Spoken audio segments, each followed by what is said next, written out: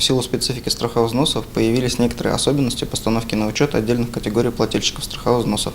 Для удобства граждан 3 и 4 апреля будут проводиться дни открытых дверей. При этом процедура постановки на учет или снятия с учета в налоговых органах организации индивидуальных предпринимателей не изменилась. Уважаемые налогоплательщики, напоминаем вам об обязанности по представлению в налоговый орган по месту учета налоговой декларации по форме 3 НДФЛ. Для удобства граждан, желающим сдать налоговую декларацию, проводятся дни открытых дверей 14 и 15 апреля 2017 года.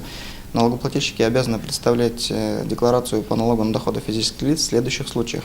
При получении дохода от продажи имущества, дома, квартиры, находящейся в собственности менее 3 лет, от реализации имущественных прав, переуступка прав или требований. При получении в дар недвижимого имущества, транспортного средства, акций, долей, паев от физических лиц, не являющихся близкими родственниками. При получении вознаграждения от физических лиц и организаций, не являющихся налоговыми агентами, на основании заключенных договоров и договоров гражданско-правового характера. Уважаемые налогоплательщики, напоминаем о необходимости уплатить задолженность по имущественным налогам физических лиц, а именно земельный налог, налог на имущество и транспортный налог.